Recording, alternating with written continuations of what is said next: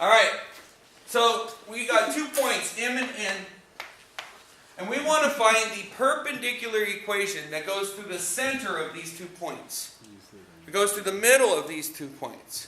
That bisects the perpendicular bisector of these 2 points. The perpendicular bisector of these 2 points. Okay? We got to find the equation of that. Right? Okay.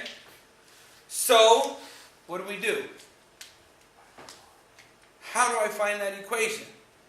The first thing I have to understand is, I need to find this point.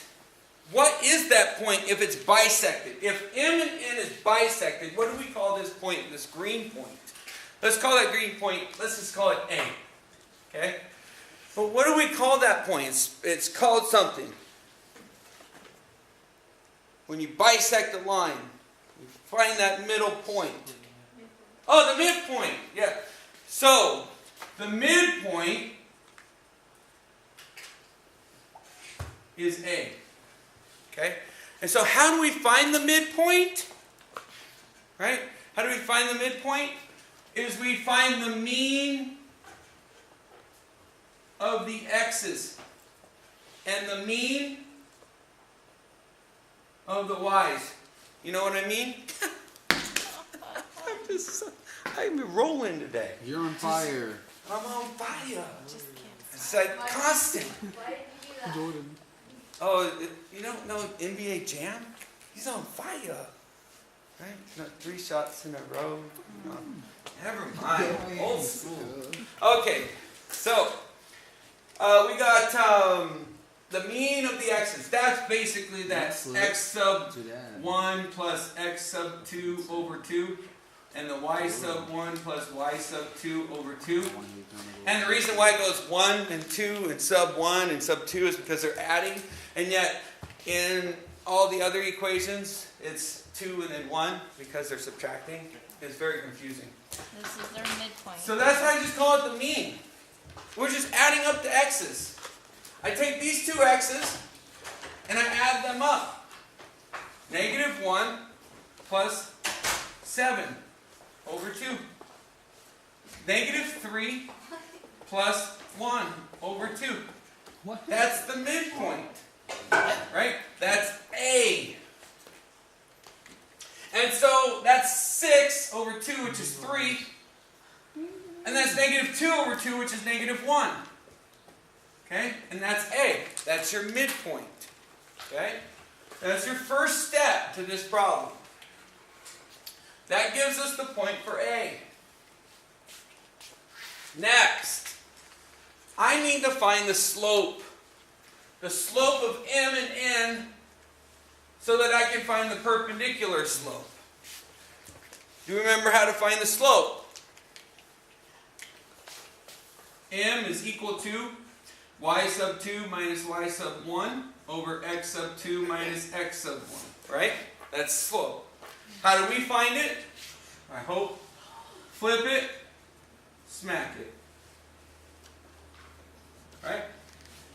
Flip it and smack it. And some of you can use stack it and smack it. That's fine with me if you want to stack it, smack it. Now, the thing with flip it and smack it is it lets you just remember the formula so that when you're on the test, you're like, oh, flip it and smack it. Yeah, I don't have to remember y sub 2 minus y sub 1 over x sub 2 minus x sub 1. I can just remember flip it and smack it. So I can take these 2 points, right? These 2 points and flip them. So I have 3 over negative 1. Negative 3 over negative 1. Right? And 1 over 7. Remember, the y's are on top. Remember, the y's are on top because y is always on top on the graph. Right? When you look at a graph, the y is on top. So, the y is on top. Okay? Now, then you smack it. Okay, smacking is negative. You always want to smack them. Throat, groin, and call it good. Okay, then run. Alright, so, pretty simple. Okay, negative 3 minus 1 is negative 4. Negative 1 minus 7 is negative 8. Okay? So, if I use my upside down division, I taught my daughter this the other day, she's 10. And I was like, well, what goes into negative 4 and what goes into negative 8? She's like, negative 4, right? And so I was like, good. How many times? Well, once and twice. I'm like, good. She's like, oh, that's easy. So she did this for a while. And then she's like, Dad, I can do that in my head. I don't have to do upside down division. I'm like, okay, cool. I mean, so if you don't have to do the upside down division, if you can do it in your head, then that's fine. That's your slope. How do you find the perpendicular slope? What's the perpendicular slope? And this is when you need to know it's the opposite inverse. Right?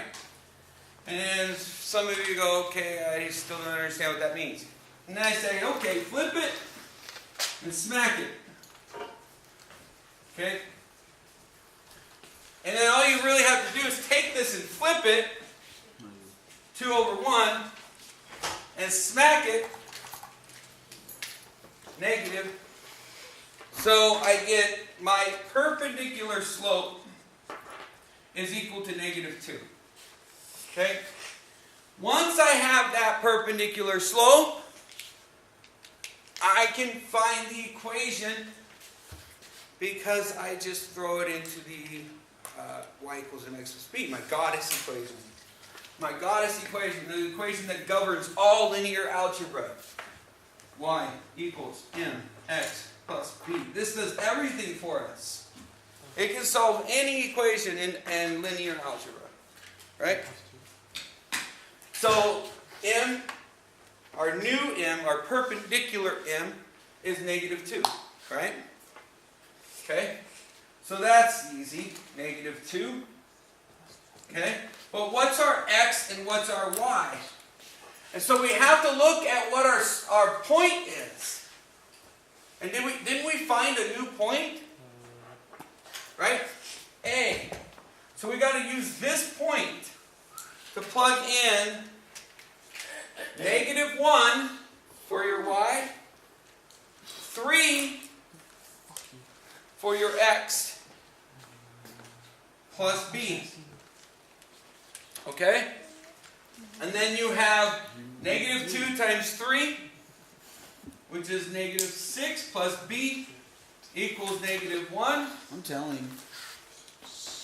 Okay? Then you add 6 to both sides. And you get 5 equals b. I have m and I have b. That means I have my equation.